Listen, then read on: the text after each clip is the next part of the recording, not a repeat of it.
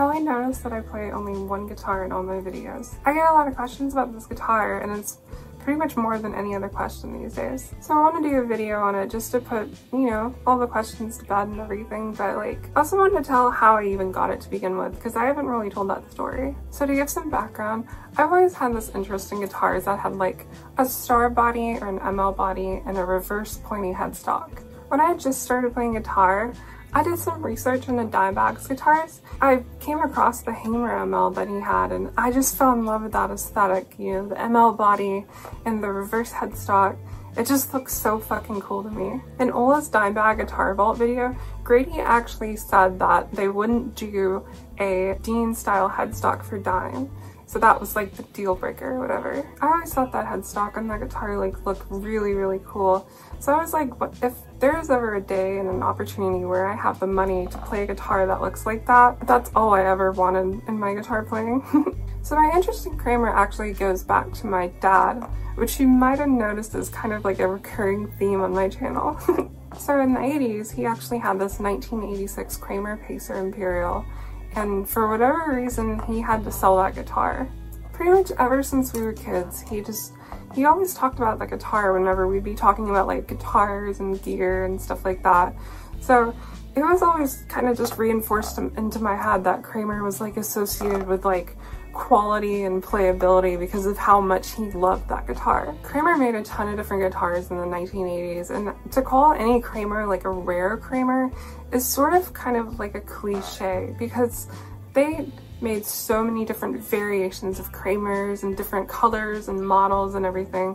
So I mean, every Kramer from the 1980s is kind of rare in its own regard. But every now and then I'd go and check eBay and Reverb just to see if I could find his Kramer model for sale there. I never did find it for sale, but around March of last year when I was doing my routine search on eBay and Reverb, I didn't find his guitar, but I found this. You know, people typically only talk about love at first sight when they describe like their life partners or something. It sounds corny, but like it's really the only way I can describe it. Like when I first saw this guitar, it really was love at first sight. And I saw it and like before Googling or anything like that, I knew it was rare as hell. I mean, I've been looking at Kramers for like a long time, so I knew that I hadn't seen a model like this before. Given the star body and the reverse headstock, and it's an old 80s Kramer, I was like, I'm gonna buy it.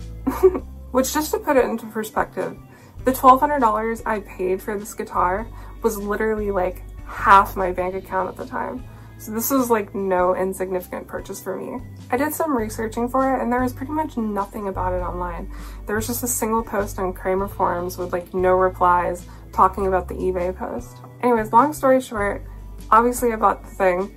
It showed up a week later. I set it up and I played it and I absolutely fell in love with it, and it played better than my old Jackson to me. And that's how I knew for sure that this guitar was gonna be like amazing. I haven't owned a lot of gear in my time playing guitar, but that being said, I do want to give like a quick little rundown of the specs of this guitar. The Kramer JK models were all made in Japan for the Japanese market only, and they all seem to come equipped with the Seymour Duncan pickups. There is a Seymour Hot Rails in the neck, like for sure, but I don't actually know what's in the bridge pickup, and I don't want to pull it apart to find out. It's not too high gain, but it's like pretty versatile. Good mid-range to it, and I really, really like that. I do really like the Hot Rails too for clean stuff.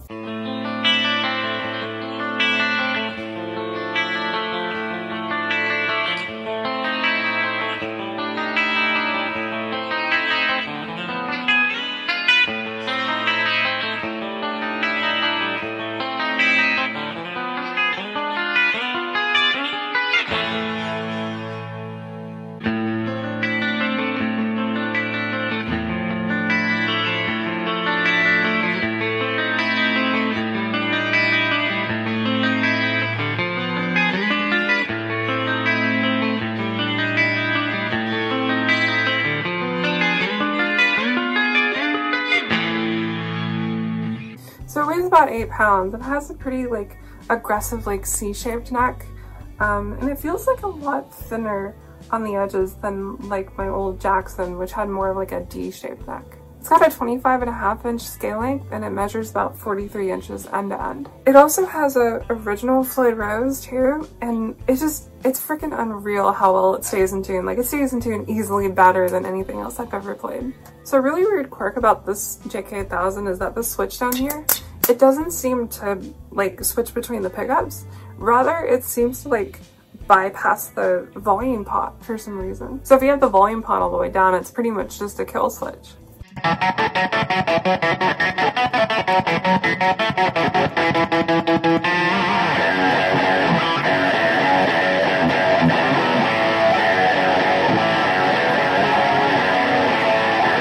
volume pot on this guitar is also like one of those push-pull pots too, which I've actually never owned a guitar that had one of these. So when I first got the guitar, I wanted to figure out how exactly I switch between pickups, and I couldn't figure out the whole volume pot thing. I took it up to our local guitar center, and the tech there, he showed me it in like 20 seconds, and I felt really fucking stupid, but he was like really nice about it, so yeah.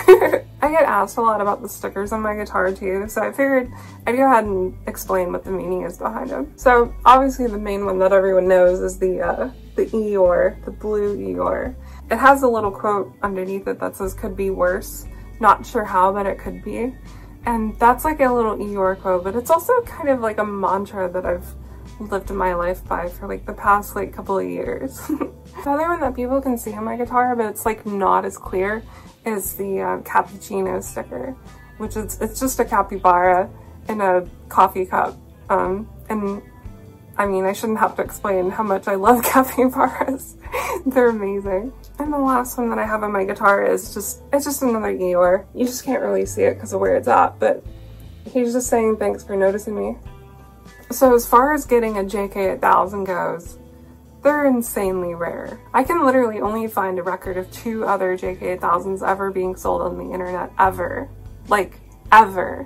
My serial number on this JK8000 is B24192. So there's a pink one with the maple fretboard that was sold in like 2011, and that one had the serial number B25031. And then I found another black one that was sold in 2018 that was serial number B24194. And that one was interesting to me because it had the guitar strap latch on the back of the serial number plate, whereas mine is like right next to my plate instead. That kind of variation in manufacturing, just a couple serial numbers apart, is like pretty wild to see. And it makes me think that there are like very few of these made to even begin with, you know? And this guitar again it's just the aesthetic that I personally adore. And I really do love the playability and everything about it. I mean, I really love this guitar, and I like the rarity of it too, but I wish people could really get their hands on it. And I think Kramer will probably reissue it someday, but you could always nudge them along if you wanted. Just go on their social media and tell them you want to get another JK8000. Make sure you tell them who sent you.